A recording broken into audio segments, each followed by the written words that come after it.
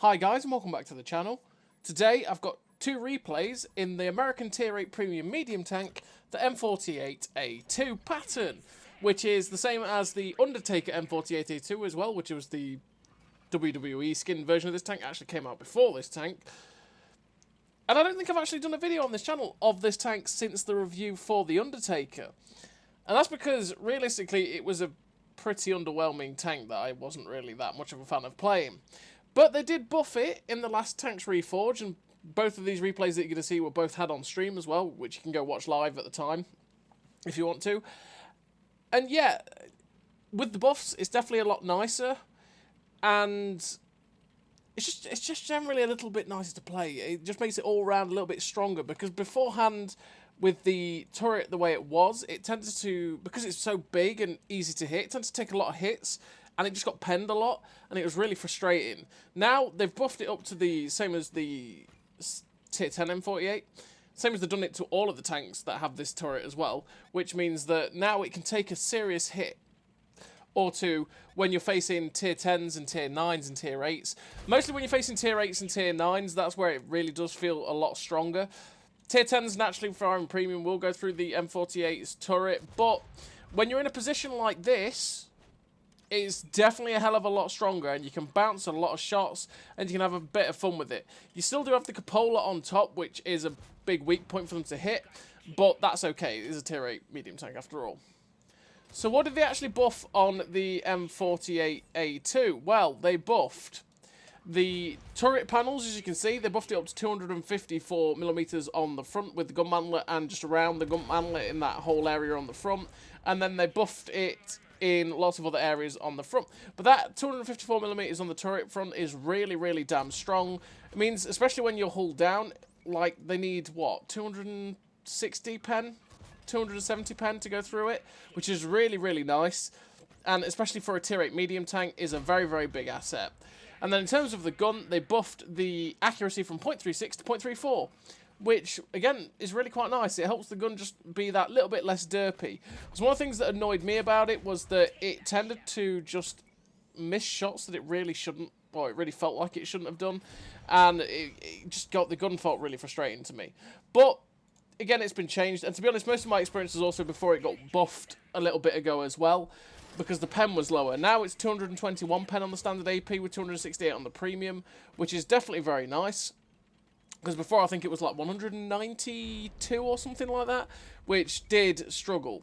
The one thing that the M48A2 does have, though, which is a bit weird, is HE rounds that I don't bother taking whatsoever. And why is that? I can hear you saying from the back of the room. Well, that's because it has 135 pen, which is really good for HE. But it only does 160 damage.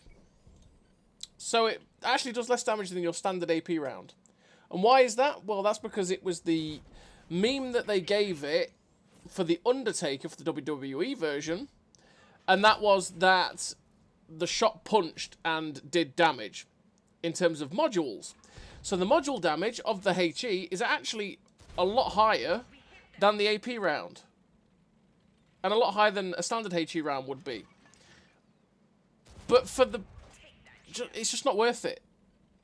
To be perfectly honest, in pretty much all situations, it's not worth risking that HE not penning, or then penning and doing only 135 damage. You have the same reload as this 240 Alpha shell, and you only do 135 damage, and you don't actually, well, you just leave it down to RNG, right? You chance it with RNG, and you don't do any module damage whatsoever with the HE, and you sit there going, well, what was the point of that? So yeah, there is no real point in firing the HE, so I just don't take it. If the HE had higher module damage, that higher pen, and say 320 Alpha, I definitely would take it and use it a lot more than I do now. And it would be really nice, but it doesn't. It's just completely pointless. Don't take the HE. So in terms of a crew on the M48A2, I do run Born Leader, Rapid Reload, Sixth Sense, Situational Awareness, Trap Mechanics, Steady Aim, Snapshot, Run and Gun, Camouflage Expertise. 3 gun perks to make the gun as good as it humanly can be, and Camouflage Expertise to make the non-existent camo of the M48A2 just a little bit better. because it still is a medium tank, and having some sort of camo is definitely nice to have. You don't really have to if you don't want to be honest. You could run something like off-road driving to help you get to your top speed, but you do hit your top speed pretty decently already.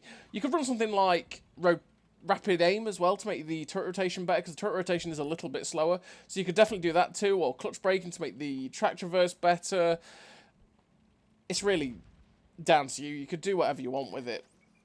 I just run camouflage expertise because I do like to, even though I don't have much camo anyway, I do like to make it so that it at least has something going for it in that way. Because the thing is about the M48A2 is it also is a little bit slow. It has a 45 km/h top speed, which is the same as the M48A5, and same as the M48A5, and that can be a little bit slow at times for a medium tank. So if I'm trundling along, I want to try and make it so that I'm just a little bit harder to spot, which is the aim of the game in that regard. And really, the gun handling is good enough that I do run rammer, vert stabs, and optics, or the advanced reload, the advanced loader, the advanced, or the vertical stabilizers, and the advanced optics. I do run that setup because I want to make the gun as good as possible, make it so it doesn't bloom up as much as it can while on the move and turning the turret with vert stabs. I run the loader because I want to make the DPM 10% better as always. Optics to be able to spot for myself and be able to get pretty good assistance damage with spotting, especially from positions you saw at the start of the game at D4. But the gun handling is pretty decent. I've not tried it. I should, really. The gun handling is actually pretty damn good with that buff to the .34 that it has now. So if you wanted to, you could drop the vert stabs and run something like a traction system, get up to 49 km/h, is it, with the traction system on this tank. That would be pretty nice.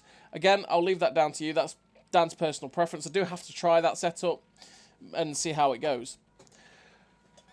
So in terms of this game, on Kasserine so far, we are up to 5,000 damage.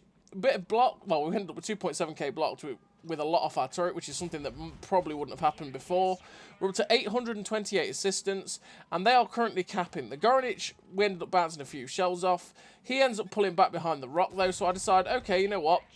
I'm going to go over and start pummeling some shots into this IS-6, get rid of that guy from the flank, and then we can start trying to pressure the Gornich that is on the cap.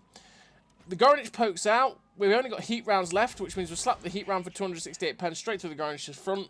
Shouldn't really struggle too much with that Gornich's armour. And I think, you know what, that guy's tracked.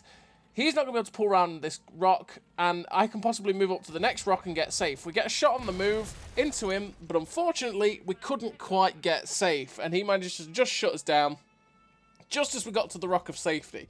Didn't quite work, but hey-ho. Still finished the game with the victory. 5.7k damage, 828 assistance, the ace tanker, high caliber, the Confederate, 1975 base XP. A really nice game for the M48A2 pattern. We had a pretty great game there, and it showed off realistically what the tank is a bit more like now after the buffs, and that is that you can bounce quite a bit hull down, you can deal out some pretty damn good damage with the gun because the DPM is pretty nice, the gun handle is now pretty damn good, and the armour is basically an M48A5 pattern, which is not absolutely brilliant, but it's pretty damn nice to use, right? And especially at a tier 8.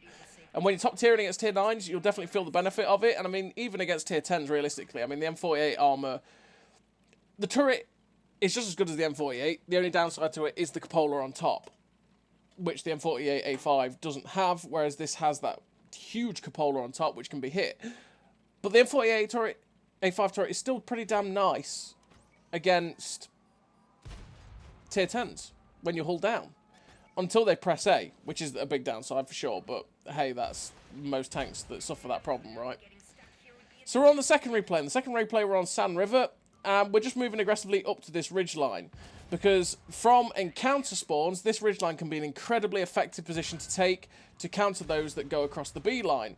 And this Bulldog has picked the wrong choice, and that is he's YOLO'd in to try and get some shots into us. He bounced a fair few shots off our armour because with his 175 pen APCR, he is going to struggle a little bit, and we managed to shut him down. And now we're in the position, as I say, this tank is very good for this sort of position because we can bounce their shots pretty reliably off our turret front as long as they don't hit the cupola, and we can counter their move up onto that position. I try and go for the shot into the track of the Bog Horror, Unfortunately, we just ricochet off his ass, but we do get the shot into his back drive wheel there to track him in place. Hopefully we'll get another shot into his drive wheel here, which will keep him pinned, which we do. I'm fully expecting him to repair at some point because he'll realise I am perma-tracked. And we get another shot in which damages his engine and gets a bit of more damage into him. Drops him down a fair bit. He takes another hit as well, which makes him fall back. Or should I say, makes him repair to pull forward to get out of our gun line. We did manage to get what we wanted out of that, which was tracking him in place, meaning we could farm him. And that is where, if someone tracks you in that sort of situation like that, and you don't have a repair crew, just repair.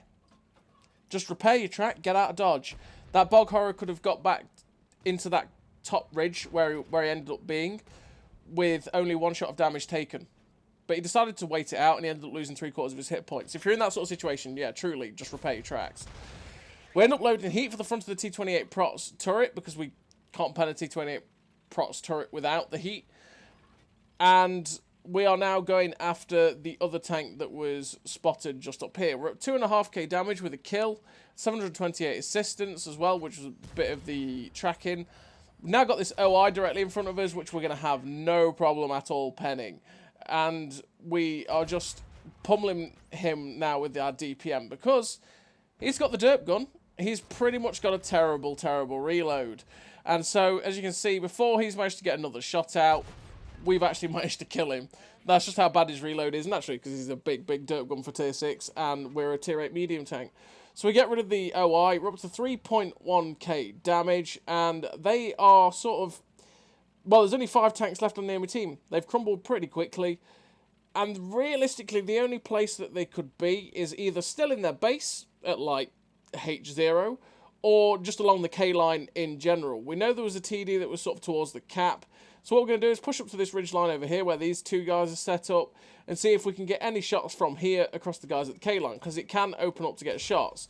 We get a nice shot into the beach party on the move there, nice little snapshot, and you know what, I decided, screw it, we're going to keep going to get close to these guys along the K line and try and keep getting shots at them. And, well, if we never know, if we get to this ridge in front of us where the cap is, we can also spot them up. But you know, we're having a pretty good game already. I don't really want to get left behind, because, again, their team is crumbling. We have a big man advantage here, so screw it. We're going to push up. We get another nice shot on the move into the beach party.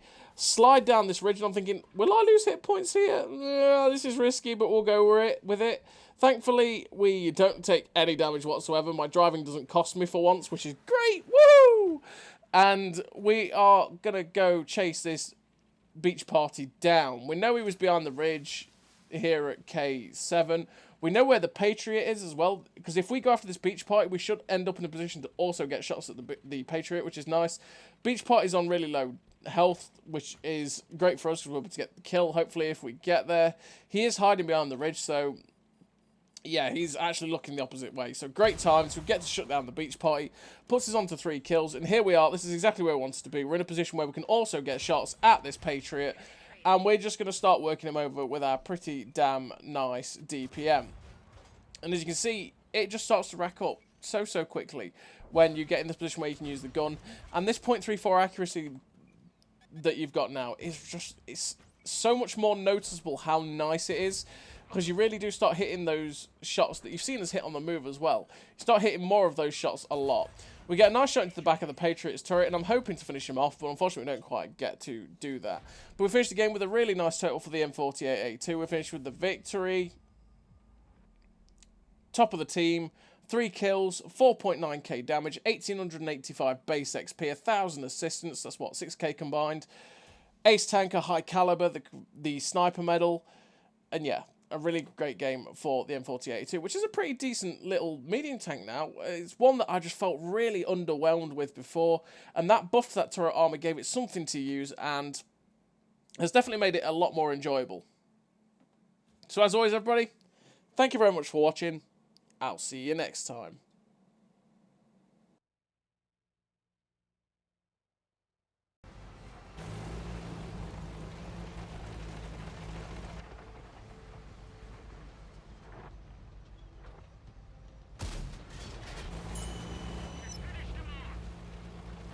A great success!